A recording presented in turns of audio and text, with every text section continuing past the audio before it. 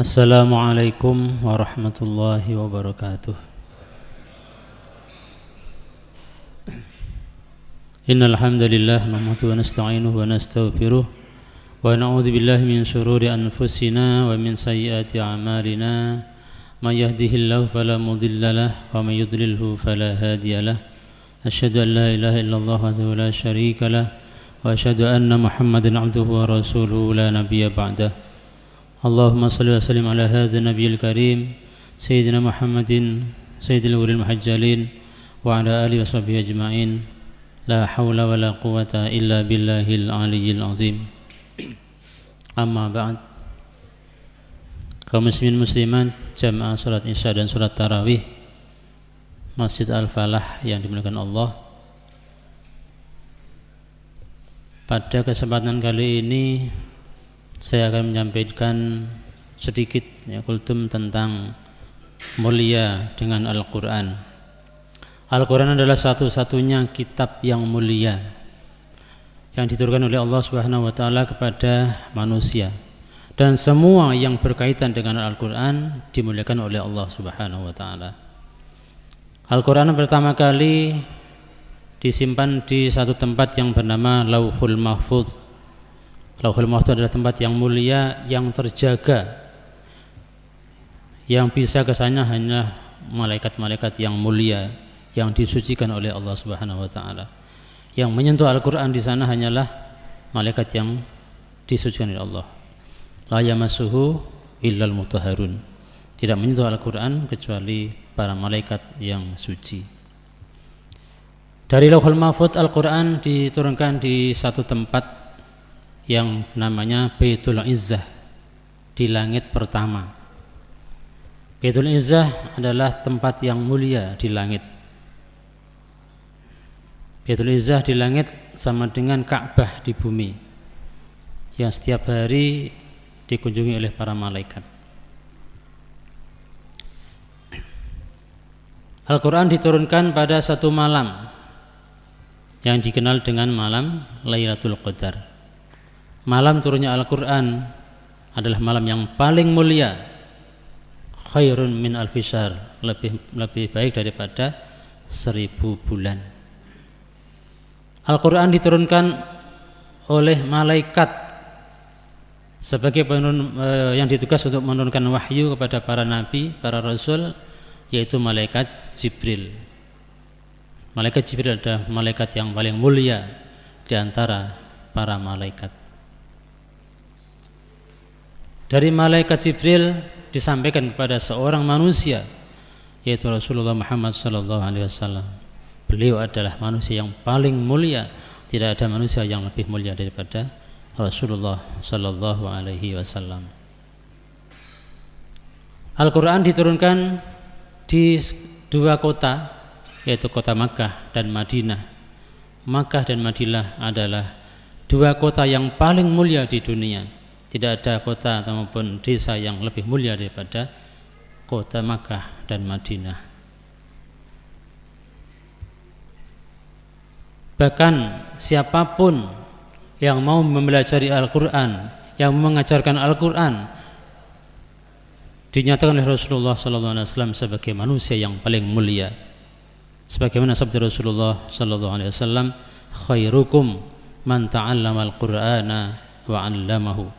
Sebaik-baik kalian adalah orang yang mau mempelajari dan mengajarkan Al-Quran. Al-Quran diturunkan memang untuk dipelajari, untuk dipahami, kemudian diamalkan.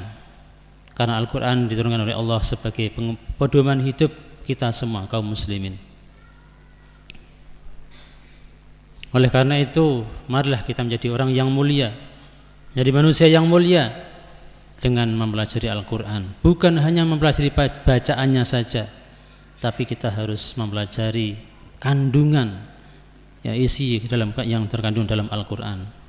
Hukum-hukum, kisah-kisah, bahkan Al-Quran itu 2/3 berisi kisah-kisah umat yang terdahulu, supaya kita jadikan pelajaran. Jangan sampai kita seperti orang-orang kafir yang dahulu, tapi kita harus seperti orang-orang yang beriman dari umat-umat terdahulu. Selain Al-Quran, kita punya pedoman yang kedua, yaitu hadis atau sunnah Rasulullah Sallallahu Alaihi Wasallam. Banyak hukum-hukum Islam yang dikandung dalam Al-Quran secara global, kemudian dijelaskan dan dijabarkan oleh hadis. Contohnya, Al-Quran memerintahkan sholat, aqimus sholah wa atuz zakah, dirikanlah sholat dan tunaikanlah zakat. Kemudian hadis menjelaskan bagaimana cara sholat. Maka Rasulullah SAW bersabda, "Shallu kama ra'aitumuni usolli." Sholatlah kalian sebagaimana kalian melihatku sholat. Maka para sahabat memperhatikan cara sholat Rasulullah SAW, kemudian disampaikan kepada generasi-generasi berikutnya dan sampailah kepada kita semua. Di antara hadis yang sangat penting, Rasulullah SAW bersabda, "Umirtu an asjuda ala sab'ati a'dhumin." Aku diperintahkan untuk sujud atas 7 tulang. Jadi sujud itu 7 tulang harus nempel di tempat sujud. Yang pertama, alal jabhati, dahi atau batuk. Ketika beliau menyebut batuk, beliau sambil menunjuk hidung. Artinya ketika sujud, batuk dan hidung harus nempel di tempat sujud. Mohon maaf yang pakai masker, ya, menurut saya lebih baik dicopot atau diturunkan ketika sholat, karena menghalangi hidung untuk nempel di tempat sujud. Kemudian yang kedua dan ketiga, tangan kiri kanan ini harus nempel di tempat sujud, tidak boleh pakai kaos tangan maupun yang lainnya. Kemudian dengkul juga harus nempel di tempat sujud. Yang keempat dan kelima, yang keenam dan ketujuh, ujung jari-jari kaki, ujung telapak kaki ini harus nempel, dan kalau bisa ya, kalau tidak ada masalah dengan kaki, ditekan supaya jari-jarinya menghadap kiblat. Kalau ada masalah dengan kakinya, misalnya ada asam urat, ya tidak apa-apa, ya tidak harus ditekan, tidak harus dipaksa, karena Allah tidak memaksa, tidak membebani seorang kecuali sesuai dengan kemampuannya. Nah, kemudian masalah batuk, nun sewu, mohon maaf sekali lagi, yang pakai peci supaya batuknya dibuka, karena kalau ketutupan peci nanti tidak sah. Bahkan misalnya ada yang pakai serban begini, kemudian waktu sujud digelar buat sujud, ini juga enggak sah. Jadi ketika sujud ini batuk harus dibuka supaya nempel, dan hidung harus nempel di tempat sujud. Ya, bahkan ada juga sebuah hadis dari Abu Hurairah radhiyallahu anhu, riwayat Imam Abu Dawud, bahwa Rasulullah sallallahu alaihi wasallam melarang kita yang pada waktu sholat menutup mulut, ya, melarang mengelembehkan pakaian sampai lantai atau sampai menutup mata kaki, dan melarang menutup mulut. Ini ada hadisnya dari Abu Hurairah riwayat Imam Abu Dawud. Nah, kenapa kok sekarang kemarin pakai masker? Itu kan yang buat aturan siapa? WHO. WHO itu siapa? Mereka adalah orang-orang Yahudi. Mereka ingin supaya umat Islam ini tidak mematuhi Rasulullah, cara sholat Rasulullah. Maka dibuat supaya nanti safnya berjarak, kemudian pakai masker supaya sujudnya tidak sempurna. Dan sekarang ini kondisi sudah normal, mari kita kembali ya sholat yang rapat, lurus, dan maskernya nggak usah dipakai lagi.